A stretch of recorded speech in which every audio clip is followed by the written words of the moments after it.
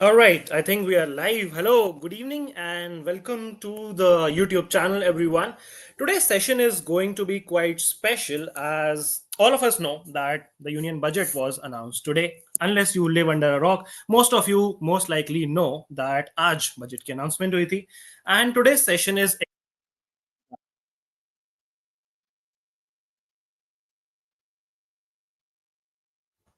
there is an echo. Wait a second. Oh, just give me a moment, guys.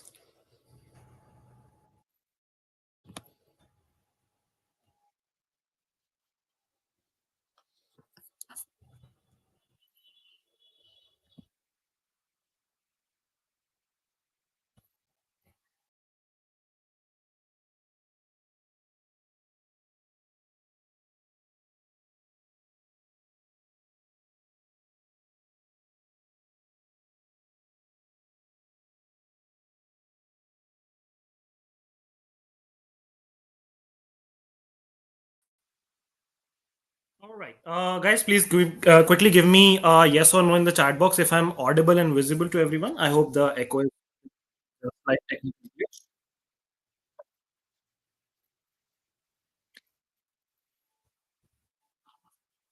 glitch. Okay, I'm still getting an echo on my end. Are you guys getting an echo? Is my voice echoing?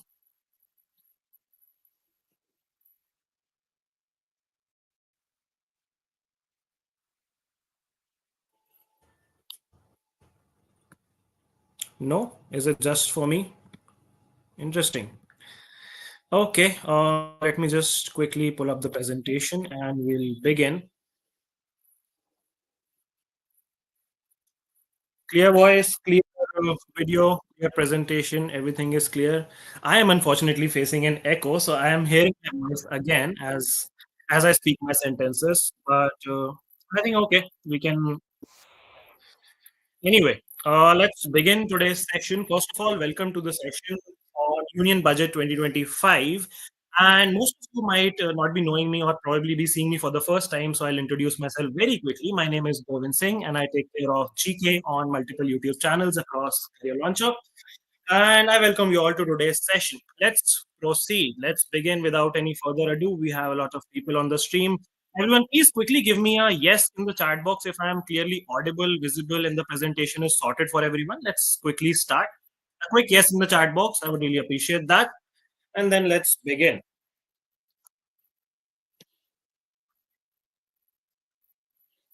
All right, perfect. Let's start.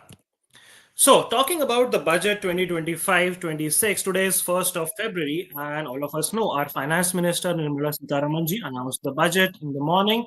And the first question which comes to our mind is why is the budget such a big deal? Why should you be even sitting in this session in the first place? What is the reason? First thing is, of course, the budget shows the strategy of the government for economic growth, what is going to be the plan of the government with respect to spending, with respect to different sectors, with respect to inflation, with respect to job creation, and so on. So it becomes quite important to understand it from a macroeconomics point of view. Secondly, it impacts you and me directly. It impacts every Indian citizen directly, be it income tax, be it indirect taxes, be it government spending on different schemes, development of infrastructure, all of this impacts all of us directly. So, as responsible citizens of a democracy, it's good to know that what is the government doing in order to make things better for us in India. And lastly, and most importantly, the reason why you guys are here, it is relevant in whichever exam GK is asked as a subject, you would most likely see very frequent questions on budget, be it MBA entrance exams, be it law entrance exams, be it banking exams, be it PSC. You will find questions on budget in each and every exam very frequently. So that makes it a very high weightage or highly relevant topic from your exam point of view. That being said, I think I have convinced you enough to stay in this session. Let's proceed. What are you going to get in this session? Let's talk about that. After this session, I'm confident that you will at least know a little bit about the key highlights of the budget, of course, sector-wise breakdown of the budget and what were the major announcements, and then how does money flow in the Indian economy? How much are we spending? How much are we earning? Yes, From which area or sector are we earning the most? From which on which area and sector are we spending the most? We'll figure out that. And lastly, its impact on different sections of the society and our economy at large. So that is going to be the basic agenda of today's session. That being said, the flow of the session is going to be in sync with how the budget was released. We'll go in that chronology itself and look at what were the various, you know, perspectives which are offered. We'll go to the vision, we'll go to the mission, we'll go to the different schemes which are announced, we'll go to the different overlays of different schemes, outlays of different schemes, and of course their impacts. And of course, we talk about the most, in buzz topic, which is the you could say not exactly removal of income tax, but a major relaxation in income tax for almost all the income categories, especially in the new tax regime. So that is going to be the key highlight of the budget, as we all know. And we'll talk about that in detail. We'll talk about different examples, different case scenarios that if a person is earning 15 lakhs, tax, then how if a person is earning 20 lakhs, how much tax he would be paying, and so on. So that's also on the cards in this session. So hold on for that as well. With that, we are ready to begin. And let's start our session with a very small trivia of two quiz questions. So this is a two-question quiz for you guys, and you all need to answer it ASAP in the comment section, in the chat box. Let's begin. The first question for you guys is the term budget is not officially mentioned in the Indian Constitution. What is the term which we use in the Indian Constitution when we refer to the budget? Four options.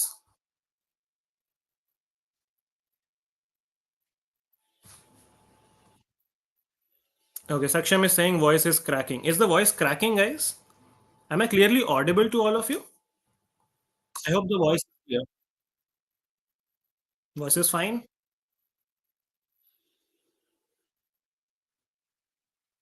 Priyanshi is saying missing out on some of your words. Voice is not very clear. Okay, that should not happen. Saksham is saying now it's fine. All right, perfect. So I have received some answers. Most of you have answered B. Some of you have also answered C. Let's check. The right answer for this particular question is option number B, and most of you have answered it correctly. Is the annual financial statement. The Constitution uses the word annual financial statement. I think the word is quite self-explanatory. It is a financial statement of the country. How much are we going to spend? How much are we going to earn? What is going to be the revenue deficit? All of those things. Now, linked to this is the second question of this particular quiz, which is which article of the Constitution talks about annual financial statement? Now, this might be a little tricky for some of you to answer, but let's see. All for this question.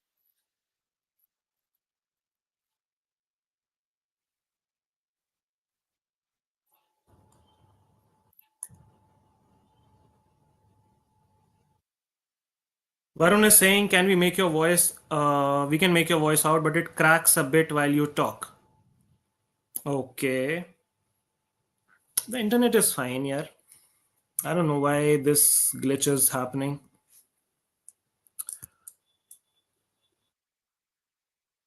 Let me just quickly log in again, guys. Just give me 10 seconds. I'll just quickly log in again, and that should probably solve this issue.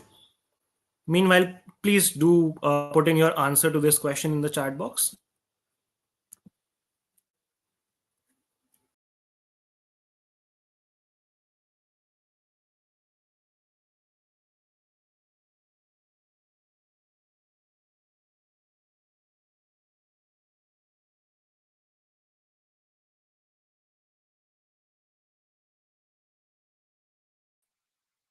Okay, I am back.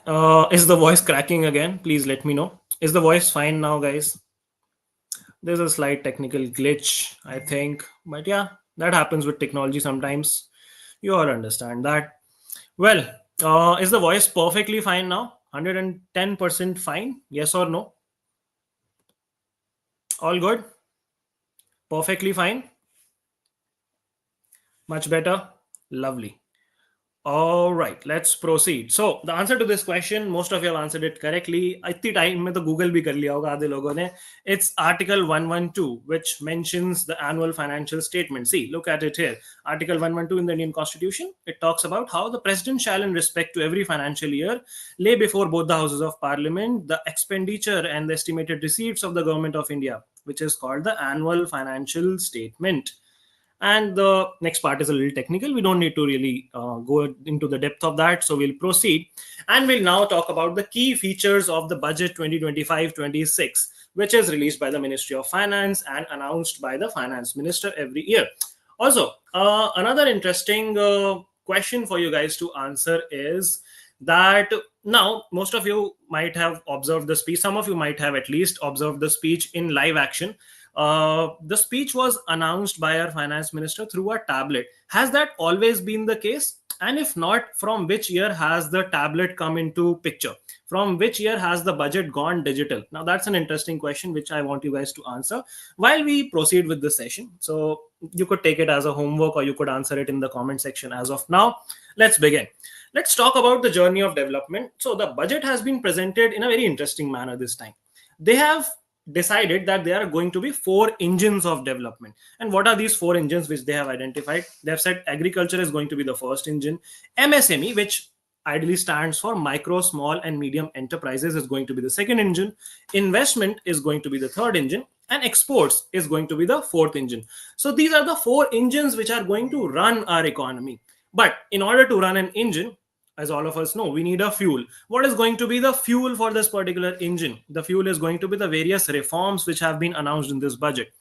When you have a car, when you have an engine, when you have a fuel, you also need a mood to go for a long drive. You need a guiding spirit, and that guiding spirit is going to be inclusivity. By inclusivity, we mean taking all the sections of the society together, be it the downtrodden, be it the different castes and classes, be it the different socioeconomic backgrounds. It has to be inclusive. The budget has to be. And where are we going to? When we are going out for a ride, we need to have a destination in mind. Although the journey is equally exciting, but we need to know our destination, else we are just wanderers as a country, but we don't want that. So our destination is going to be Viksit Bharat, which translates to a developed India or a developed Bharat. So this is how they have presented the budget this time. 4 engines, fuel, guiding spirit, and a destination. Quite an interesting and poetic way to put it. And chalo, let's go into the depth of this. Let's understand that why this has been the ideology this time, why we have chosen this 4 engines and a fuel and a destination approach. The reason behind that is a country is not just its soil, the country is its people. Now, this is not a quote which I have made up. This is a quote by a Telugu poet, which our finance minister used in today's speech. The name of the poet is Shri Guraj Rada Apparao. The famous saying is, country is not just its soil, the country is its people. So a one-liner question can also be framed on questions like these, that the budget started with this particular quote. Where is this quote from? So it's good to know this, right? Now, coming back, what are the aspirations of a developed India? What are the aspirations of a Viksit Bharat? It is to accelerate growth in every sector, securing inclusive development, as we were just talking about, enhancing the spending power of India's rising middle class. Now, most of you would have been, following news about how income tax does not need to be paid for income up to 12 lakh. What would that cause? What would that result into? What is the significance of that? The significance is the spending would increase. You would have more disposable income, so you would spend more. If you spend more, more demand would be created. More demand would be created, more infrastructure or more industries would be required, and then the country as a whole grows, because that is what GDP is, the things which you produce in a specific year, right? Now, next is invigorating the private sector investments. Very important. If you want to run a business, an industry, anything, you need investments, you need money, and uplifting household sentiments. Now, as we all know that India is a very emotional country, right? We all are very close to our sentiments and our feelings. So you have to create that aspirational value in a citizen where you uphold and uplift their sentiments, especially rural India. Most of India, I would not say most of India, but at least half of India resides in the rural heartland. And it is very important for them to, have positive sentiments. Now, moving ahead, they also outline the various broad principles of Viksit Bharat. How do you actually achieve a Viksit Bharat? When you talk about a developed country, you obviously talk about zero poverty. You cannot have a developed country where people are poor. 100% good quality school education being the bedrock of everything important. Access to high quality and affordable healthcare, which is equally important. Skilled labor, 100% skilled labor with meaningful employment. 70% women in economic activities, farmers making the country the food basket of the world. So you see, they covered every aspect. They covered agriculture, they covered women empowerment, they covered employment, they covered healthcare, they covered education, and basic, social upliftment by removing poverty. So this is a whole, comprehensive framework in order to moving towards your destination of Viksit Bharat, and that is what the budget is aligned with. So, without wasting any further time, let's talk about what are the focus areas. They have identified 10 key focus areas in this budget, and this is something which is important, something to note down. Let's talk about them one by one. First is increasing agricultural growth and productivity. Spurring is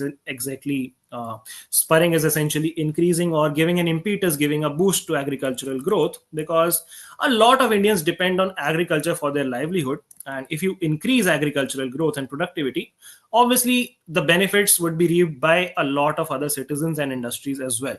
Second is building rural prosperity and resilience.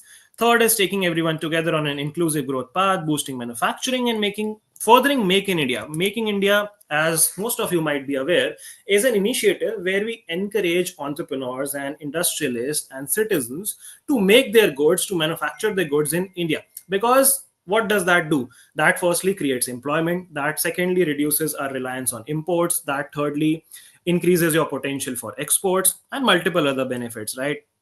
Now, moving ahead, you have supporting MSMEs, which are micro, small, and medium enterprises. Then you have enabling employment led development, investing in the people economy and innovation, securing energy supplies, promoting exports, and nurturing innovation.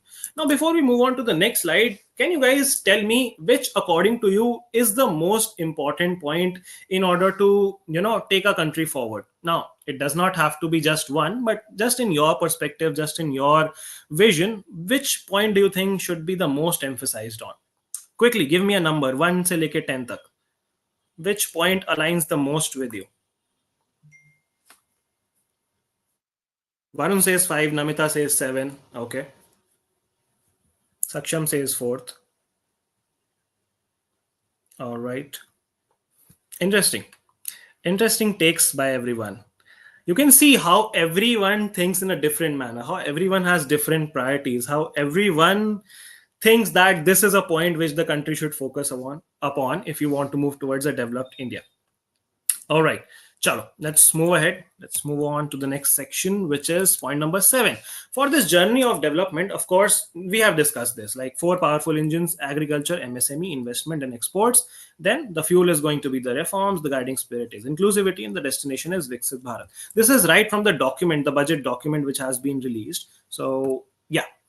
Now, when we talk about development measures for focusing on the Garib, youth, Annadata, and Nari, you could remember it in short by remembering it as an acronym GYAN. So Garib, Youth, Annadata, and Nari. Garib is the poor, youth is, Annadata is the farmers, and Nari is women. So this is the first engine. The first engine is spurring agricultural growth and building rural prosperity. Now, how are we planning to do that? There are multiple initiatives for that. The first is the PM Dhan Dhanya Krishi Yojana, where we developed agri-district programs. And what do we mean by agri-district programs? Initiatives for farmers in 100 districts where we help 1.7 crore farmers through various initiatives. And what are these initiatives? Giving them credit through Kisan credit cards. We earlier used to have Kisan credit cards, but the limit has now been increased from 3 lakh to 5 lakh. So that is a point to note. Then enhanced credit through KCC, which would benefit 7.7 crore farmers. Mission for cotton productivity. This is a new 5-year mission where we facilitate production and sustainability of cotton farming.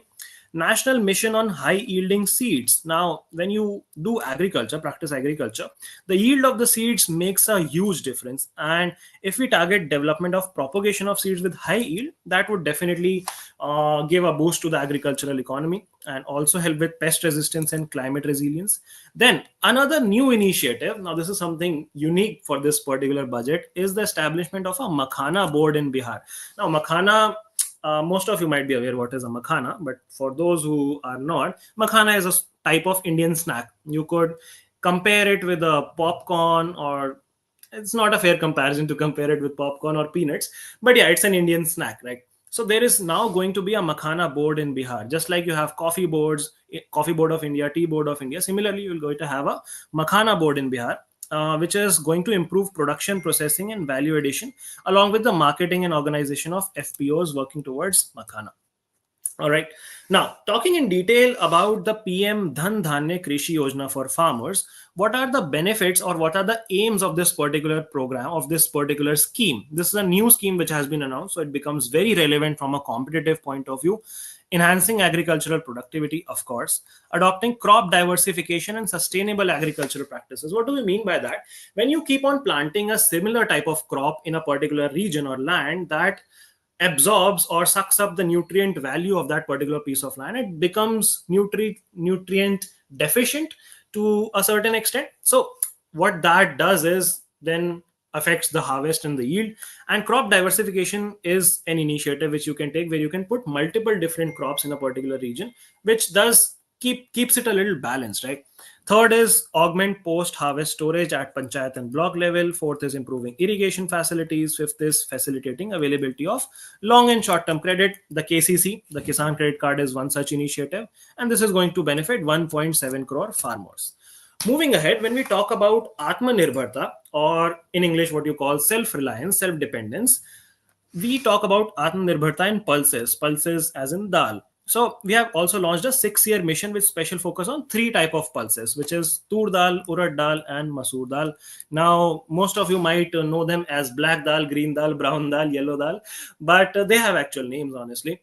And the 3 dals, the 3 pulses which we are focusing on are the tur dal, the urad dal, and the masoor dal. Your mother might be knowing these names better, but yeah, not stereotyping anyone, but it's good to know the names. So, what are the 4 points which we are focusing on? Development of these climate resilient seeds. What do we mean by climate resilient seeds? Seeds which can grow in adverse climate conditions, in different climate conditions, which are not solely dependent on climate. In India, that's a big issue, because lot of our agriculture depends on the climate, depends on the rainfall, depends on the weather patterns. So it's important to have seeds which are climate resilient. Then you have enhancing protein content, because why not? Then you have increasing productivity, improving post-harvest storage and management. So essentially making everything related to pulses a little bit better is what we have planned for a 6-year mission, especially the 3: tur dal, urad dal, and masoor dal.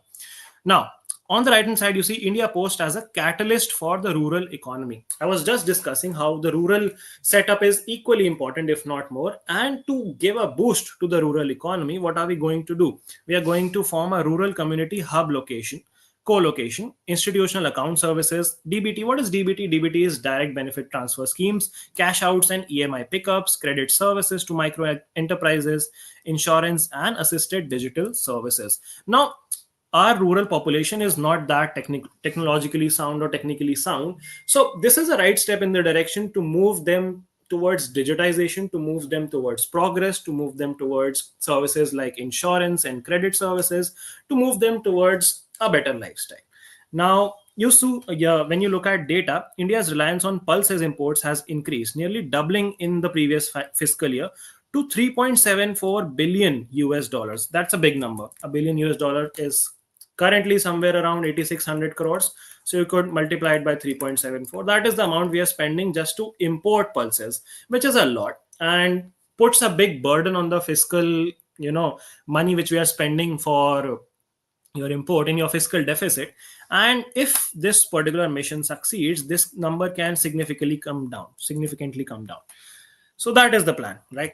Moving ahead, we have development measures supporting MSMEs and furthering the Make in India initiative. Make in India, I just explained to you. MSMEs are micro, small, and medium enterprises, basically industries. So if you have a factory which is, let's say, manufacturing jute or manufacturing rubber or anything else, you could call yourself a micro, small, or medium enterprise. Now, these enterprises differ from each other in terms of the revenue they are doing per year, in terms of the amount of money they are making per year, and also depends on the infrastructure. So a micro industry would, hypothetically, these are not actual numbers, let's say make 10 crores in a year, and a small would be making 100 crores and a medium would be making 1,000 crores. This is how you segregate the industries, right? Now, what are we going to do for these MSMEs? We are going to issue credit cards for micro enterprises, the basic level of industry which you can put up in a country. So for micro enterprises, when you issue credit facilities, that initiates people to take an initiative and set up an industry, set up a micro enterprise, which moves them towards job creators rather than being job seekers. So this is a step in the right direction, where we have a customized credit card with a 5 lakh limit for micro enterprises registered on the Udyam portal.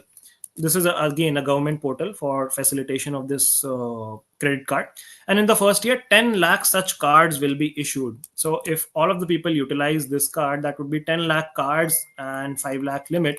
So quite a big chunk of money being offered for first time entrepreneurs. As it is mentioned, this is a scheme for first time entrepreneurs. So the first, for 5 lakh first time entrepreneurs, including women, SC, ST, a new scheme to be launched to provide term loans up to 2 crore during the next 5 years. So we'll be looking at this news when it comes out, where 2 crores of term loans would be provided for a 5-year duration for 5 lakh first time entrepreneurs, as in people who have not done business in their life up till now. Now, when you talk about the MSME sector, why are we focusing so much on the MSME sector is the question which you should ask. Now, MSME sector makes a big chunk of India's GDP, the gross domestic product, and a big chunk of our export through which we earn money. If you look at the numbers of the past 2 years, 2022 to 2023, this is the data which I've pulled up. 30.1% of GDP comes through MSME, the gross value, and 43.59% of export of MSME related products in the total export of India. So you could say that if you are exporting 100 things, 43 things are coming from the MSME industry, which is a huge chunk, right? So it's always a good idea to promote your MSME sector to move in the right direction towards a Viksit Bharat. Now, we discussed this scheme for first-time entrepreneurs. What else do we have for MSME sector? We have a manufacturing mission with a mandate to focus on ease of doing business, future-ready workforce, dynamic sector, availability of technology, quality products, clean tech manufacturing, and climate-friendly development. And what are the measures we are going to take? We are going to focus on product scheme for footwear and leather sectors, toy sector, and food processing sector. So basically, we are trying to cover various diverse industries, be it the leather sector, be it the toy sector, be it the food. These are very different industries, right? But these are the industries which contribute a major chunk to your export value, and thus we are, facilitating employment of 22 lakh people in the leather industry, which would turn out to an export of 1.1 lakh crore with a turnover of 4 lakh crore. Then when you talk about the toy sector, this is going to represent the Made in India brand.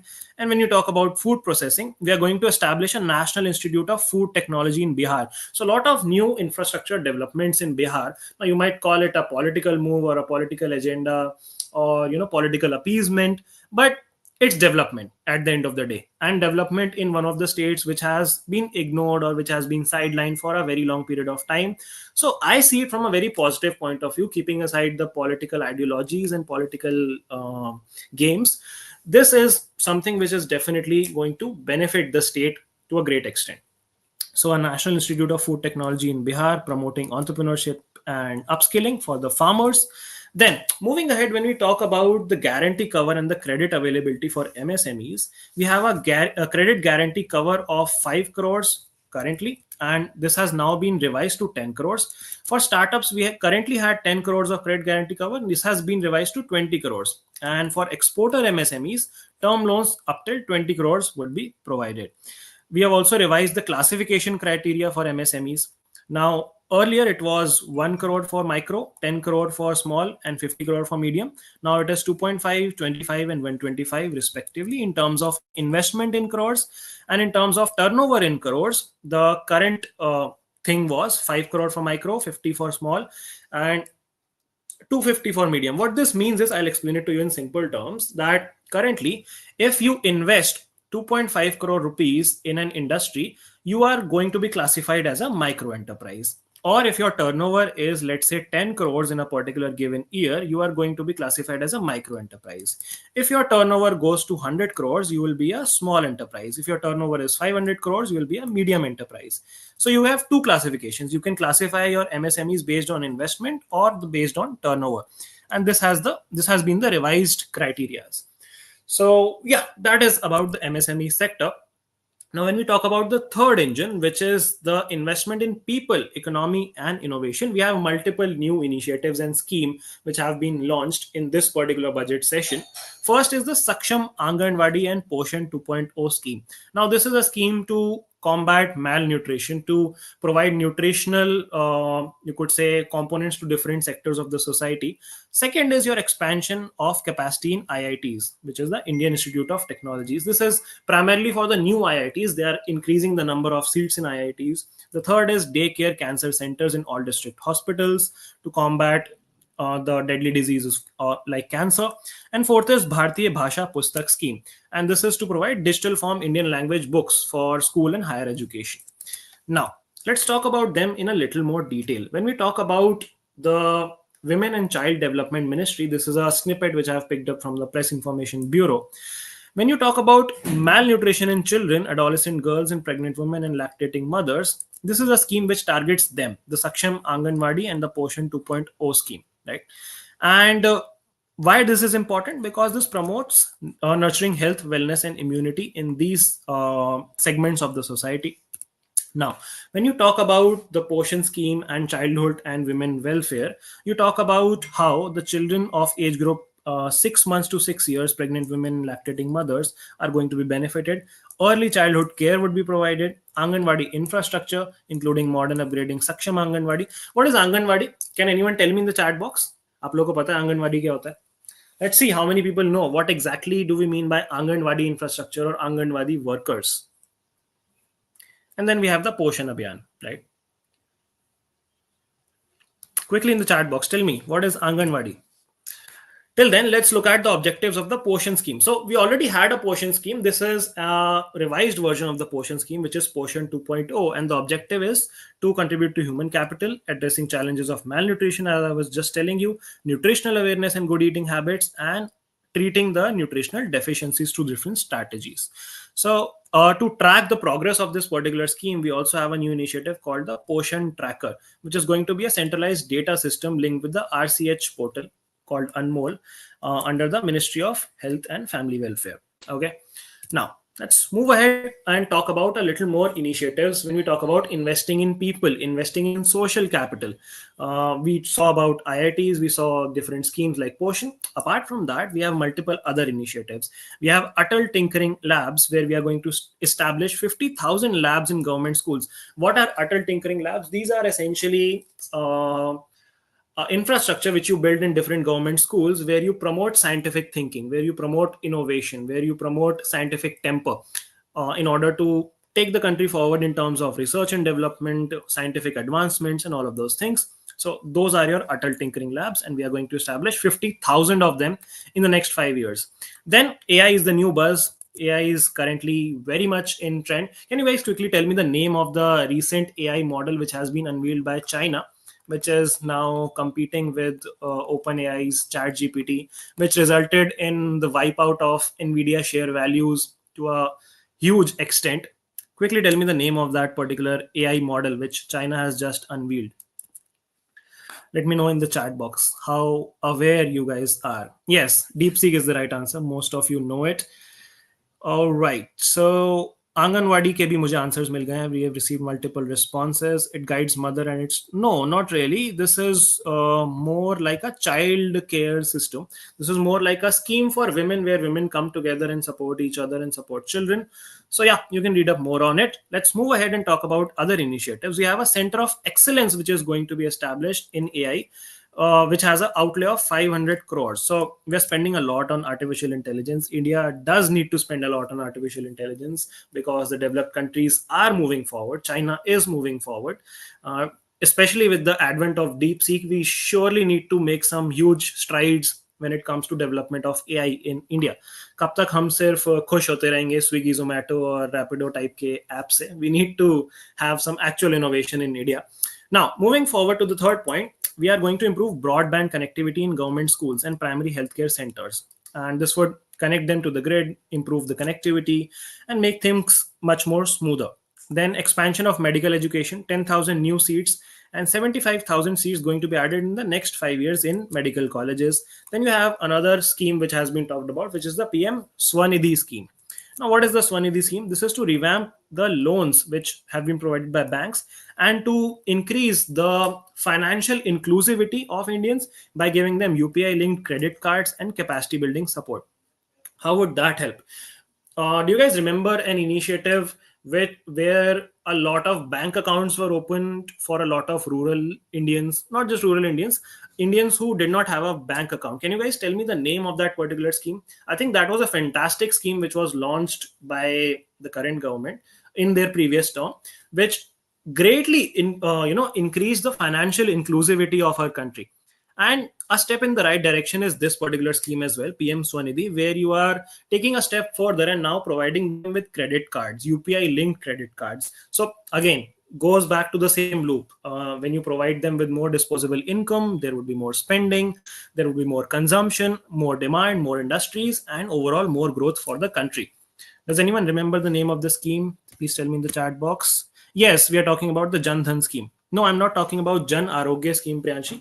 I'm talking about the Jan Dhan accounts. Yes, correct. So that was a scheme for financial inclusion of Indians, and this is a similar scheme. Next, we have welfare of online platform workers, which we also call gig workers or freelance workers. So if you are a person who orders frequently from Zomato and Swiggy, the person who comes to deliver your food is a gig worker. They are paid by their gigs, not a monthly salary, right? There are multiple examples of freelance workers or gig workers, but that is just one prominent example. So for them, the issue has always been a lack of support, both from the government point of view and from the company point of view, because they are not salaried employees, because they are not full-time employees. They are not eligible for things like insurance, company related insurance. They are not eligible for benefits and multiple other investment instruments. So a scheme for their welfare, online platform workers, is going to be their registration on the eShram portal and healthcare under PM Jan Arogya Yojana, which is again a healthcare scheme. Now, moving ahead, when we talk about investing in people, economy, and innovation, to support the states for this infrastructure, we are going to spend 1.5 lakh crore, and we are going to issue 50-year interest-free loans to states for capital expenditure and incentives for reforms. Now, there are two types of expenditure when we talk about an economy. There is revenue expenditure and there is capital expenditure. Now, when you talk about a growing economy or a country which has to develop a lot of assets, it is very important to spend money on capital expenditure. Of course, revenue expenditure is important. A quick example to help you guys distinguish between revenue expenditure and capital expenditure would be, revenue expenditures are basically the expenses which the government has to incur for day-to-day expenses for things like, let's say, salaries to government employees. That would be a revenue expenditure. But when you invest in capital, when you invest in infrastructure, when you invest in building an asset, that is something which is called as capital infrastructure. So let's say when you are expanding your IITs, that is a capital infrastructure. When you are establishing manufacturing facilities, that is a capital expenditure. Okay. So this is where we are going to spend. Then there is another initiative, which is Jal Jeevan Mission. As the name suggests, this is related to 100% water coverage, and the mission has been extended till 2028. And of course, we are going to have reforms in the power sector, where we incentivize distribution reforms and augmentation of infra-state transmission. Transmission of what? Of course, transmission of power or electricity. So those are some more measures which we are going to take when it comes to investing in the third engine, the people, economy, and innovation. This is the Jal Jeevan Mission, which has been extended till 2028 to achieve 100% coverage. Now, moving forward, we have multiple other plans, such as the Asset Monetization Plan, the Urban Challenge Fund. These are all for urban development, for things, basic things in cities, like developing cities as growth hubs, providing water and sanitation facilities, creative redevelopment of cities. For that, we have created an exclusive fund of 1 lakh crore rupees, which is going to be called the Urban Challenge Fund. So this comes under the Union Ministry of Planning. And yeah, let's move ahead and talk about some more initiatives. We have a Maritime Development Fund to develop our maritime infrastructure. We have a nuclear energy mission for Viksit Bharat. Now, all of you know, or probably know, that most of our power or electricity comes from non-renewable resources, and especially coal. We rely on thermal power a lot in our country for generation of electricity. And we all realize that climate change is happening, global warming is happening, and we need to move towards renewable resources of energy. And for that, we need to develop our nuclear infrastructure, along with, of course, our solar infrastructure and hydroelectric infrastructure. So, this is one step in that right direction. Then, on the right hand side, you have the UDAN scheme, which would provide regional connectivity to 120 new destinations. This is essentially creating more airports, to be very simple and specific, and improving the infrastructure, the airport infrastructure, making the flights more affordable for citizens. Udan basically stands for a scheme which is Ude Desh Ka Aam Nagrik. The English translation is, uh, okay, how do you translate that into English? The common man of the country flies. Does not sound very good in English, but yeah, Ude Desh Ka Aam Nagrik is what the Udan scheme is. And of course, we were talking about the future needs of Bihar, how infrastructure projects are coming to Bihar, how development is happening in Bihar. And now they have also announced the development of greenfield airports in Bihar, financial support for Western Koshi Canal, ERM project. What are greenfield airports? Greenfield airports are airports which are developed on a land which has not been developed up till now. For example, there is a piece of land, a barren piece of land. If you invest money, technology, all of those things, and develop that airport from scratch, that is called a greenfield airport. Now, greenfield is the term which we use because we build it in a manner that it aligns with our climate change goals. It is a climate friendly infrastructural development. Now, another category is brownfield airport. Can you guys guess what exactly is a brownfield airport? Please give me your answers in the chat box. What do you think brownfield airport kya hoga? Now, on the right hand side, you see a Swami Fund 2. Now, what is a Swami Fund? This is also a very major development or announcement in this year's budget, which is a 15,000 crore for expeditious completion of 1 lakh dwelling units through blended finance. Let's understand it a little more. First of all, what is expeditious? Faster completion of 1 lakh dwelling units. Dwelling units is a very fancy way of saying houses. So this is housing facility scheme where you provide houses for 1 lakh units of houses by spending 15,000 crore through blended finance. What do we mean by blended finance? That this finance would be taken care of by the government along with the private sector. So you would have private players. Examples could be DLF and other such builders, and the government also pitching in money for this particular Swami Fund. Okay. Now, moving forward, we also have development in the area of shipbuilding. For shipbuilding, we are going to have a policy which would address the cost disadvantages. We would also be including credit notes for shipbreaking. Now, these are technical terms. You don't really need to dive very deeper into these, but just a broader overview that we are working towards shipbuilding. We are working towards improving infrastructure in a harmonized manner by making a harmonized master list of large ships of a specific size. We are making shipbuilding clusters to increase the range, categories, and capacity of ships, basically enhancing our shipbuilding capacities. Then we also have a maritime development fund. We already discussed this, a corpus of 25,000 crore for a maritime development fund where we promote our maritime sector. Maritime is related to the ocean, related to the sea, related to water, right? Here we would be balancing and mobilizing ports as well as the private sector. Now, talking a little bit more about the Swami Fund 2.0, where we are spending 15,000 crores. Here, Nirmala Sitharaman ji said that 50,000 dwelling units in stressed housing projects have been completed and the keys have been handed over to home buyers. Another 40,000 will be completed in 2025. And this would be helping the middle class who are paying EMIs for their home loans. Now, blended finance, I already explained. So let's move on to the next slide. Here we have in timely delivery of homes to buyers, addressing liquidity crunches faced by developers in real estate sectors by providing funding for projects considered net worth positive, even if they are facing issues like being declared NPAs. Now, I'll explain this to you in simple words. Let's say there is a developer XYZ. Okay, so he took a loan from the bank of 1,000 crores to, let's say, develop an apartment with multiple flats. Now, the bank sanctioned, let's say, 100 crore rupees on the guarantee that he would be taking pre-bookings or earning a certain amount of money and then the next installment would be released. But the builder was not able to, let's say, sell that many apartments or that many flats, and the project then became a non-performing asset. He could not pay back the bank, so the bank declared it a non-performing asset. Now what we would be doing in the Swami fund is we would be providing funds to those builders where the government believes that they can be turned into net worth positive projects. That is, if some funds are infused in those projects, they can turn out to be profitable because they are currently facing a liquidity crunch, the developers in the real estate sector. So that is how the fund is going to operate. Okay. Greenfield airport in Bihar, we already discussed. A greenfield airport in Patna and a brownfield airport in Bhita. This is also in Bihar. Brownfield airports are airports which are developed on land which has already been developed infrastructurally. So you already have a infrastructure development there. You transform that into an airport. That is called a brownfield airport. That means you already have probably runways, you already have terminals, but it is not functional. So if you make it functional, it becomes a brownfield airport. If you build it from scratch, it's a greenfield airport. Okay.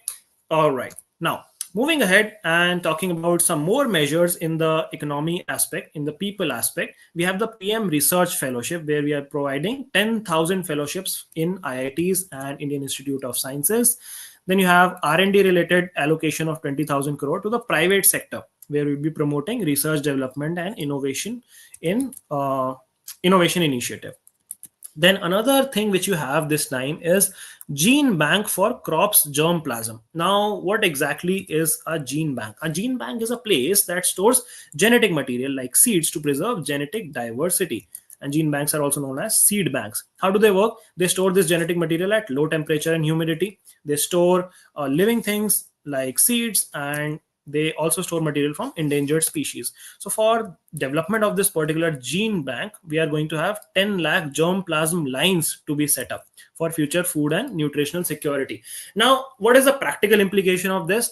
For example, let's say hypothetically, God forbid, India is hit by a natural disaster, and due to that natural disaster, the specific seed which we use for, let's say, farming strawberry gets destroyed, the crop gets destroyed, and the land also gets affected due to that natural disaster. So now you don't have that particular seed through which we were, let's say, getting that high yield strawberry.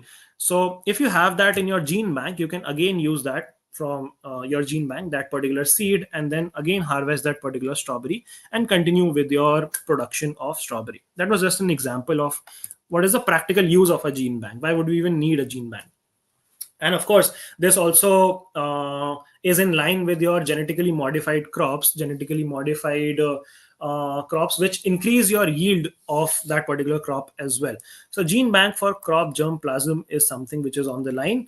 Then we have Gyan Bharatam Mission. Now, Gyan Bharatam Mission, as the name might suggest, is related to knowledge, consolidation of knowledge, making a national digital repository of Indian knowledge systems for knowledge sharing to be set up. All of us know that we have a very rich cultural heritage in terms of scripts, manuscripts, scriptures, religious texts, all of those things. So to put them all at a single place so that it can be accessible not just to the citizens but to the future generations, this particular mission has been launched, which is the Gyan Bharatam Mission. On the right hand side, you see National Geospatial Mission, which is using the PM Gati Shakti scheme. Now this is to improve your infrastructure with respect to transport, with respect to land records, with respect to urban planning, and with respect to infrastructural projects. When you talk about Gyan Bharatam Mission, this is going to have surveying, documentation, and conservation of more than 1 crore manuscripts with academic institutions, museums, libraries, and private collectors. So this would be a big depository of 1 crore manuscripts together. Now, when you talk about depository and collecting Indian heritage, if someone asks you which is the largest Indian library or the largest collection of Indian heritage by volume, that's the National Library of India, which is in Kolkata. This was just an additional GK fact. Talking about the PM Gati Shakti scheme. Now, PM Gati Shakti scheme is not a new scheme. It was launched in 2021 to increase our connectivity infrastructure, which includes railways, roads, ports, waterways, airports, mass transport, logistic infrastructure, all of these things. So this PM Gati Shakti is driven by these 7 engines, these 7 modes of transport. And this is going to get impetus through this year's budget as well. So we have covered 3 engines up till now. Now we come to the fourth engine, which is promoting exports, the final engine of this particular budget, promoting exports. How do we go about promoting exports? We are going to have an export promotion mission where we would be targeting cross-border factoring support, support to MSMEs, non-tariff measures, easy access to export credit. So basically making it easier for people to export. Then we have an initiative called Bharat Trade Net. This is going to be a digital public infrastructure for international trade, where we have a unified platform for different trade documentation. What are the different solutions required, financing required in order to, again, smoothen up the process of facilitating your exports to different countries. Similarly, we are also going to have a national framework for GCC. What is GCC? It's Global Capacity Centers, sorry, Capability Centers, my bad, in emerging tier 2 cities. So if you have a framework of capability centers in tier 2 cities, you are able to identify that, okay, let's say this is a small scale industry in a small town, let's say Meerut, or let's say any other, let's say Ujjain. In any tier 2 city, if you have a capability center which can facilitate that export and help the people of that particular city to get into the process of exporting, that would be a big boost to the export industry, right? Next is warehousing facility for air cargo to facilitate upgradation of infrastructure and warehousing for air cargo, including high value perishable horticulture produce. Now, when we talk about fruits or agricultural produce, when you look at wastage in fruits and vegetables, that comes out to be 4.58 to 15.88%. We are talking in context of horticulture. Why is this scheme important? Why is it important to have warehousing facility for air cargo? The purpose is this: to reduce this wastage, to cut down this wastage. Now, we have covered the engines, we have covered the four engines. Can anyone quickly remind me what are the four engines? Can you guys quickly tell what are the four engines before we talk about the fuel, before we talk about the various reforms as the fuel? Can you quickly list the four engines which we have discussed up till now in the chat box very quickly before we move on to the fuel aspect?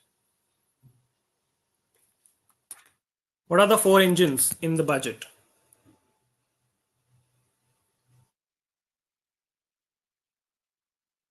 Shubham is saying, is gene plant like a cryogenic infrastructure for crops? Yes, exactly, precisely that.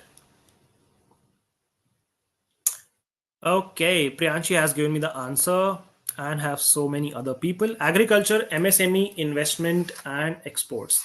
So I'll just quickly write it down for you once again to remind you.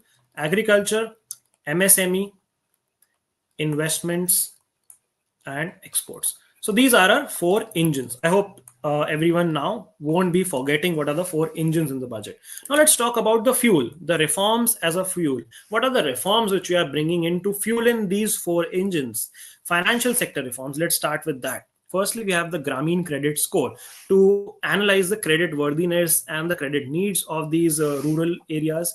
And SHG members. What are SHGs? Can anyone tell me the full form of SHGs in the chat box? What exactly do we mean by SHGs?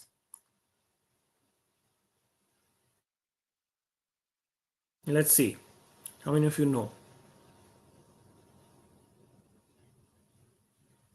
Waiting for responses. Yes, correct. Self-help groups. Correct. Absolutely. Self-help groups as well as people in the rural areas would be given a Grameen credit score so that we can fulfill their credit needs. Then you have a NABF ID to set up partial credit enhancement facility for corporate bonds and infrastructure. This is more of a technological move in order to bring corporates and privates in this credit infrastructure. Then you have revamped central KYC registry to be rolled out in 2025. KYC is basically your verification process, know your customer. Most of you would have done KYC at some point of time, either while making Aadhaar card or any other documentation. So we are going to have a revamped central KYC registry in this particular year. Now, when we talk about NABF ID, what is the purpose behind it? The purpose is to provide a dedicated and specialized institution focused on addressing long-term financing needs of the infrastructural sector in India. Previously, we were talking about a particular fund, a particular initiative where we are going to provide money to in real estate developers. Can you guys quickly tell me? Can we recall what we are currently studying? So this is also related to infrastructure sector in India. When we are talking about real estate developers and how we are going to provide them 15,000 crore worth of funds, what was the scheme which we were discussing? I don't want you to keep forgetting while we go on, studying different schemes. So it's good to have very quick recaps.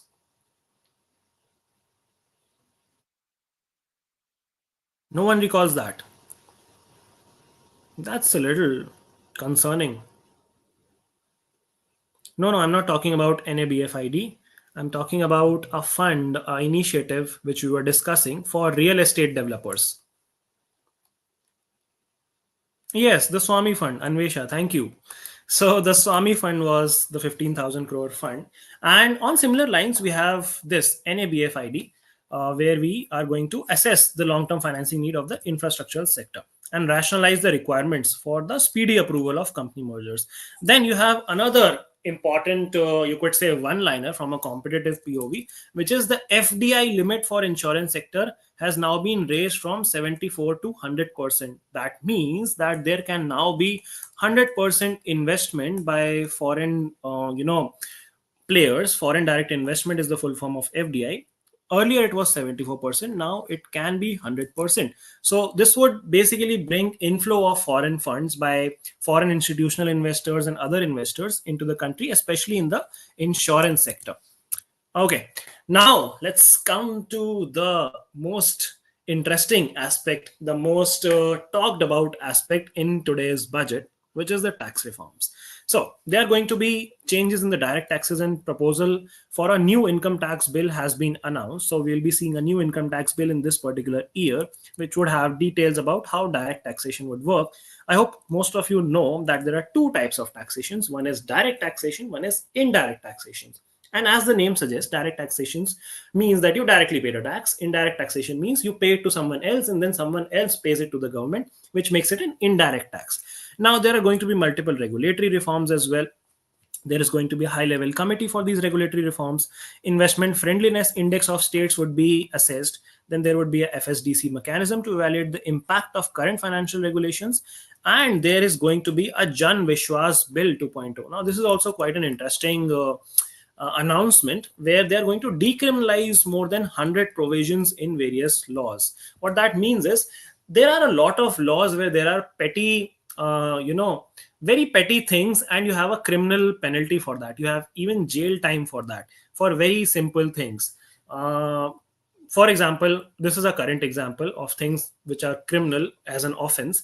Bouncing of a check, that is a criminal offense. Recently, not filing your TDS TCS was also a criminal offense. I think this year they have removed that as well from the purview. There are multiple such simple laws which are criminal offenses where you can even go to jail for not meeting those regulatory, let's say, obligations, right? So they are bringing a Jan Vishwas Bill 2.0 to decriminalize 100 provisions in various laws. To give you another contemporary example, I hope most of you are aware that now the Indian Penal Code or the IPC has now been replaced with the BNS or the Bharatiya Nyaya Sanhita. In the IPC, sedition was an offense, but in BNS, sedition directly is not an offense. I hope some of you understand what is sedition. Sedition is inflammatory, defamatory speech against the government, against the state, which can harm the territorial integrity of the state. So similarly, there are multiple other provisions which are going to be decriminalized. Moving ahead, let's talk about the indirect tax proposals first. There's going to be a rationalization of custom tariff structure for industrial goods, removal of 7 tariff rates, not applicable of apply not more than one cess or surcharge. Earlier, there used to be multiple cesses and multiple surcharges on various things. So now there would not be more than one cess or surcharge, and equivalent surcharge to maintain effective duty incidence on most items and lower cess on certain items. So essentially, all in all, cess on multiple items is going to be reduced. There is not going to be multiplicity of cess, and you would have removal of 7 tariff rates. Now, when we talk about sector-specific proposals, let's talk about this in a little more detail. We are focusing on Make in India, and for that, we have made an exemption to open cell for LED LCD TVs, and this looms for textiles as well, capital goods for lithium-ion batteries, and mobile phones and EVs. What are we talking about? We are talking about removal of BCD. Can anyone tell me what is the full form of BCD in context of customs or imports? Quickly tell me the full form of BCD in the chat box. If some of you might have read the budget document or the summary document, you would see the word BCD mentioned in context of these particular initiatives. That BCD has been exempted, BCD has been removed, Yes, Varun has given me the right answer. It's basic custom duty. Absolutely. So when you bring in certain goods or import certain goods from a different country, a custom duty is levied on that, a tariff is levied on that, and that is, in simple words, a basic custom duty. And that is the full form of BCD.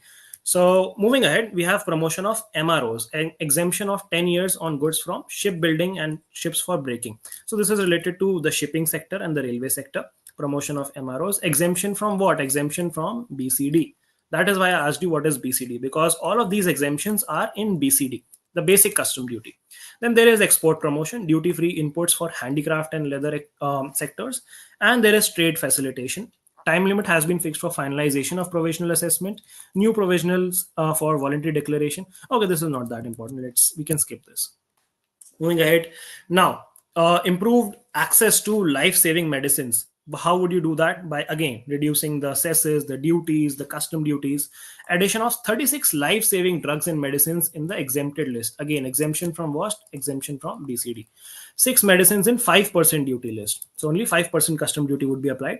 37 medicines and 13 new patient assistance programs in the exemption list. Medicine for rare diseases, cancer, and severe chronic diseases have seen an exemption in this particular exemption list from BCD. Now, coming to the most exciting part of this particular session, probably also the part which most of you might have been waiting for, or most of you have been talking about since the afternoon, since it has been announced, is the direct tax proposals. Personal income tax reforms with special focus on the middle class. Introduction of a scheme for determining arm's length price for international transaction, and expansion of safe harbor rules for international taxation. Now, this is the new tax slab. We'll talk about this in detail, but there has been amendments in the tax slab.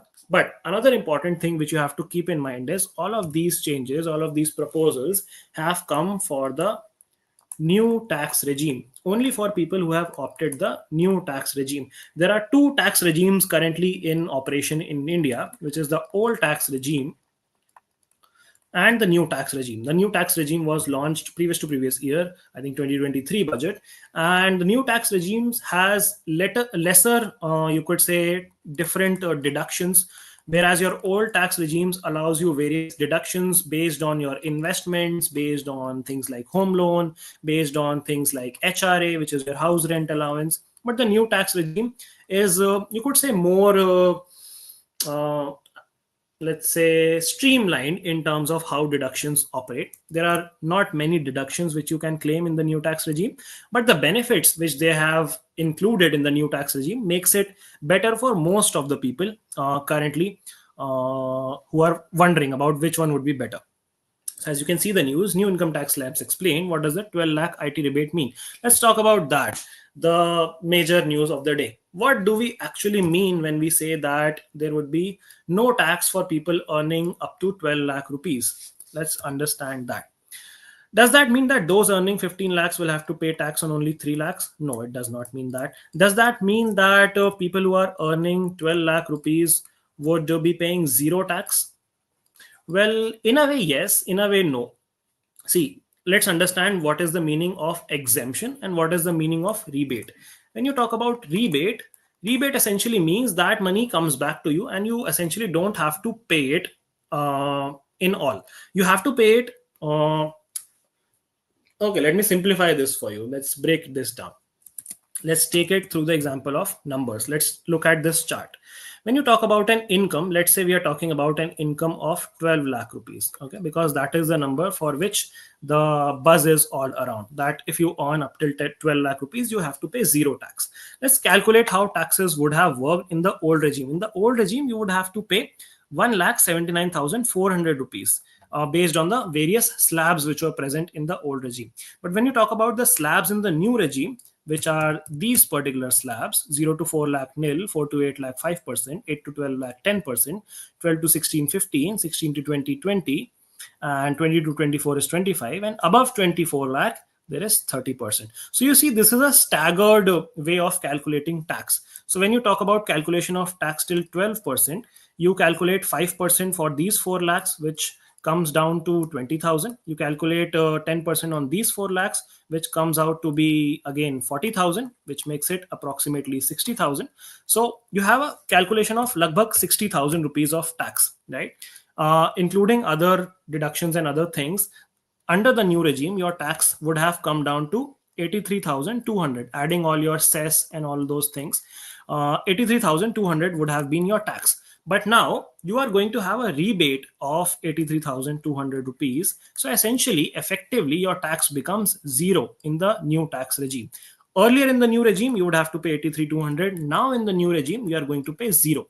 So people who are earning up till 12 lakhs, and also another important disclaimer and note, for salaried employees, the limit is 12.75 lakh. You get standard deduction of 75,000 rupees extra for salaried employees. Remember, this is not for business people, this is not for enterprises, this is not for capital gains, this is just for salaried employees, a standard deduction of 75,000 rupees, which now makes your effective income to be 12 lakh again, and till 12 lakh, the 83,200 which you had to pay now becomes zero. Similarly, when you calculate it for a person who is, let's say, earning 15 lakh rupees, in the old regime, he's paying 2 lakh 73,000. In the new regime, up till now, he was paying 1 lakh 45,600. But now, in the current new regime, in the updated new regime, after this budget, he would be paying 1 lakh 9,200, which means a saving of 36,400, or percentage wise a saving of 25%. Similarly, you can see for 20 lakh, for 25 lakh, for 30 lakh, up till 1 crore. So a person who was, let's say, earning 1 crore rupees and was paying 65 lakhs in the old regime would now be paying 63 lakhs in the, sorry, this is not, this is correct.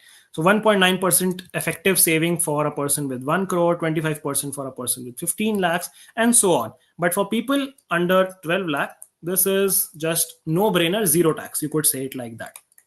Okay, because you would get rebate of all of this amount, which would be deducted as tax.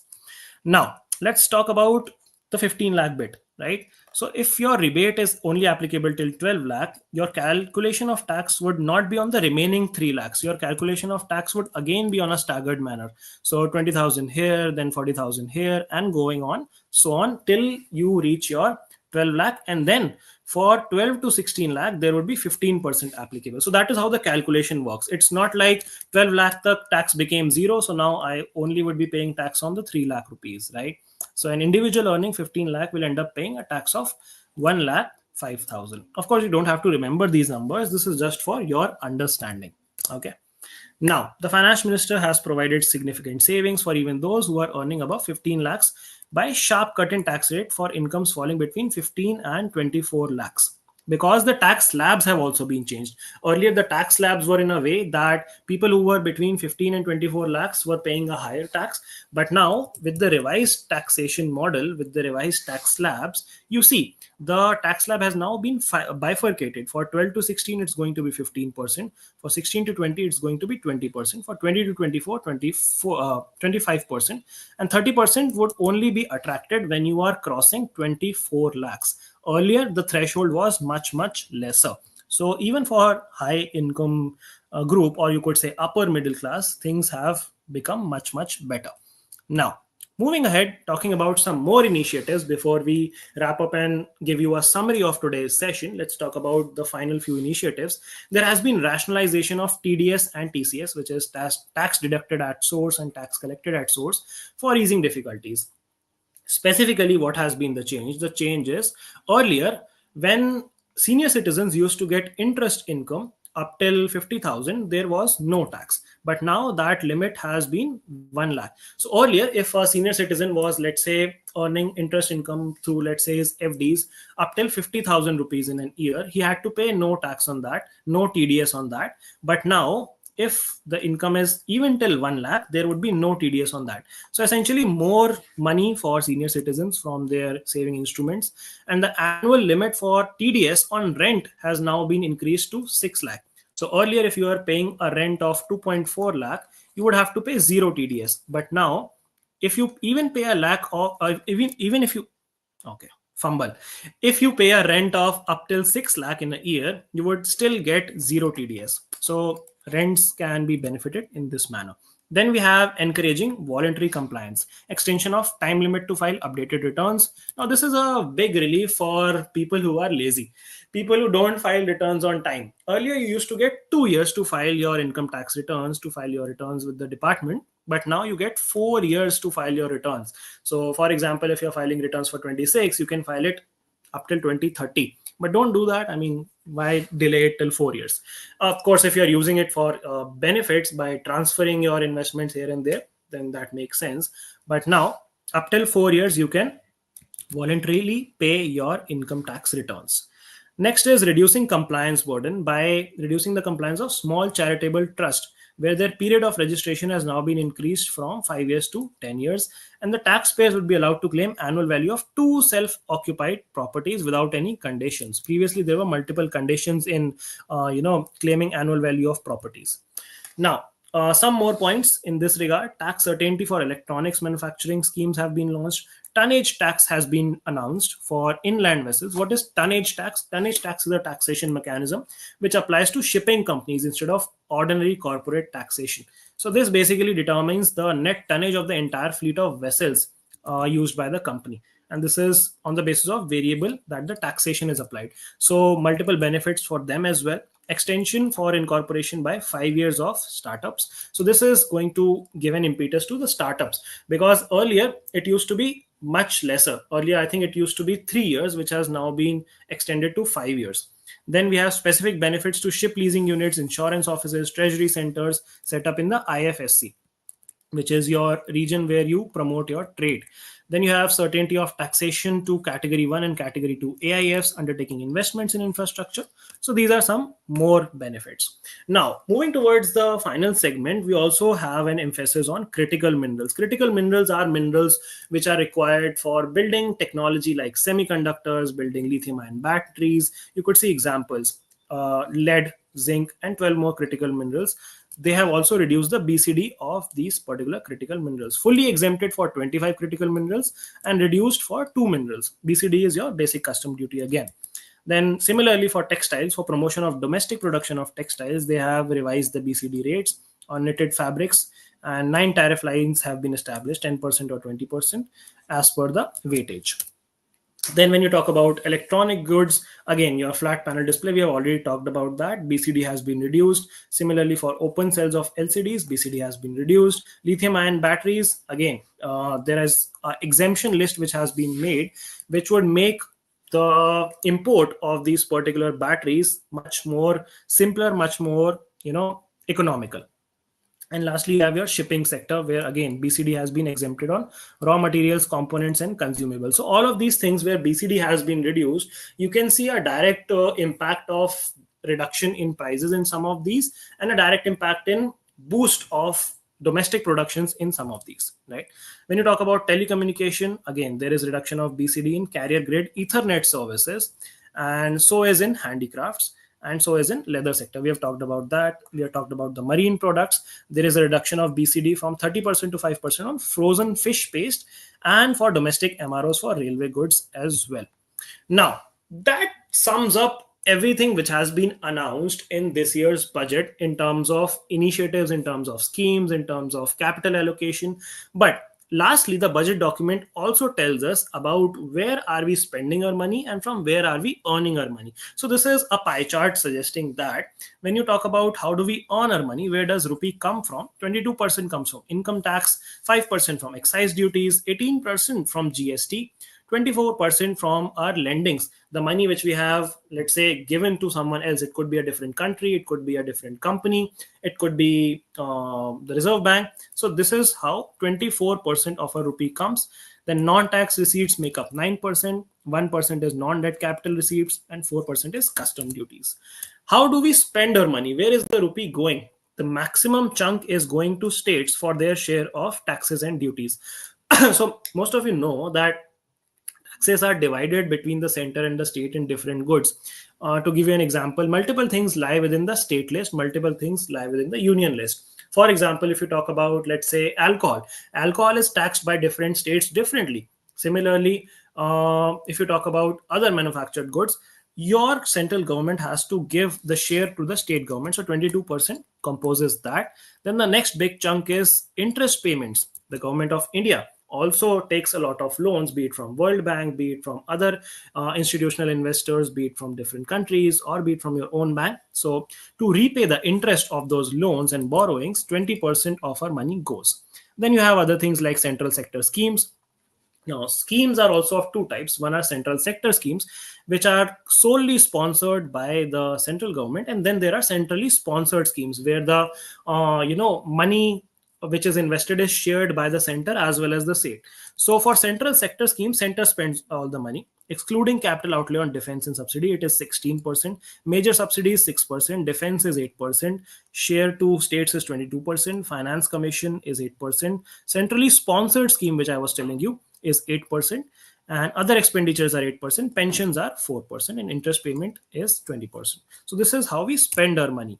When you look at revenue receipts, which is the revenue which we get, and the capital receipts for capital revenue which we get, these are the numbers. You could see the numbers are growing in terms of revenue receipts, and the numbers are reducing in terms of capital receipts. When you look at expenditure, we talk about again capital expenditure and revenue expenditure, which I just told you. So this should ideally go down. We should reduce our expenditure so that our fiscal deficit reduces as well. When you talk about the deficit trends, you see the trends in fiscal deficit coming down, you see the trends in revenue deficit coming down, you see the trends in effective revenue deficit and the primary deficit. So RE is this particular segment, B is this segment, and you have this particular bar graph which tells you that we want our revenue deficit to come down to 4.4%. Currently this is 4.8%. So this is also an important one liner. We have to cut down our revenue deficit and bring into 4.4% rather than currently, which is 4.8%, right? Now these are the trends. Fiscal deficit coming down, revenue deficit also coming down, primary deficit also coming down. These are percentages of GDP, right, across these given years. So that, I think, sums up everything you needed to know with respect to our budget, and to provide you guys with a very quick summary so that when you come back to this session, you only have to access probably the last part of this session and you can quickly revise everything in the session. I have made bullet point summaries, so feel free to take screenshots or feel free to come back to the session to refer and understand what exactly are we going to cover in this particular budget. These are the expenditure of major items: defense, rural development, home affairs, agriculture, education, health. These are numbers in terms of crores. This is your total transfers to states. This is trends in net receipts. These are graphs and stats which you can always look at. Then when you talk about urban development, IT, energy, commerce, social welfare, and scientific developments, these are the amount of money in crores which we are going to spend. You don't have to remember these, of course, but it's always good to know. Now, coming to the summary of what all did we discuss, what all have been the developments in the budget 2025-26. Before I let you guys go from this session, let's look at the highlights, or let's look at the quick summary of everything which we discussed. So firstly, and most importantly, and the most talked about thing, no income tax on average monthly income of up to 1 lakh rupees, which means till 12 lakh, 12.75 for the salary, to boost middle class household savings and consumption.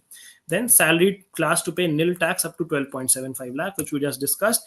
Remember, this is in the new tax regime. There are no benefits for the old tax regime people.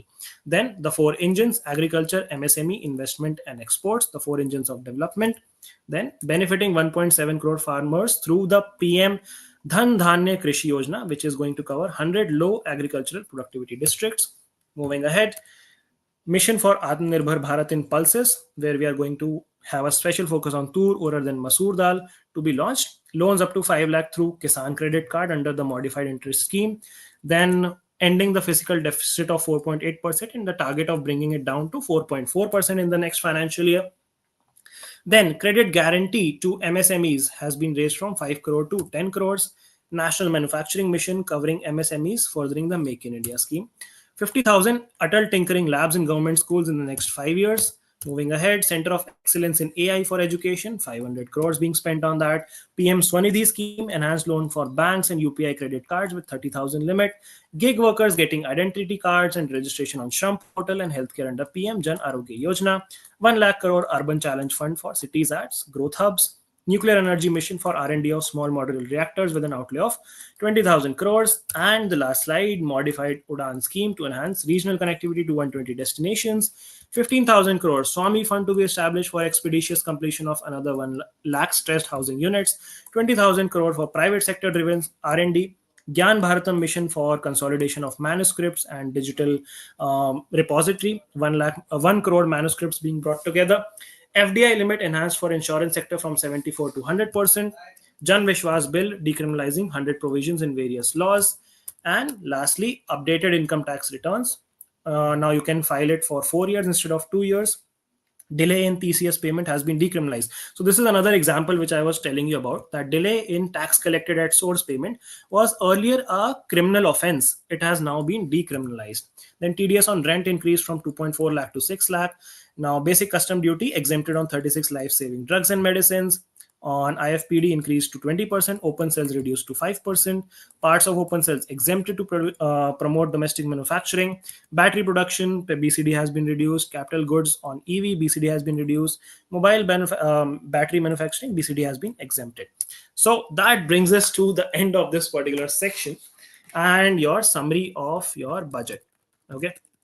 Now, I hope this session was productive to all of you. If you guys have any doubts, please feel free to put them in the comment section.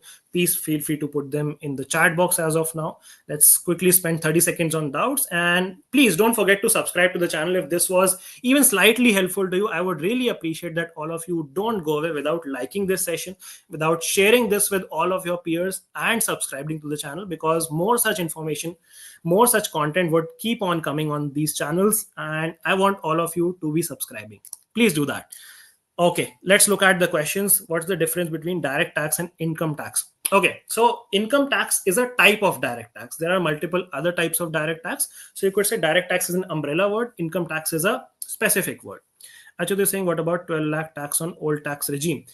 We discussed that earlier. Whatever they were paying, they would still be paying the same amount under the old tax regime. So they are essentially incentivizing people to move to the new tax regime rather than sticking with the old tax regime. So 12 lakh value people would still be paying their 1,79,400 as tax. No benefits for the old tax regime people. Okay. Okay, Shubham is saying, yeah, okay, he's answering the question. Varun is saying, how much of a difference will the 4% drop in deficit really make? Can you put it to scale? Okay, that would need some time. I'll definitely get back to you with this. But to put it on scale, that would definitely be a huge chunk when you look at the quantum with which we are dealing with. But the 4% drop is definitely a step in the right direction. Putting to scale would take some time. So maybe you can put it in the comment section and I can reply back to you in some manner. We'll definitely work it out. Okay. Any other questions, guys? Any other question? No questions?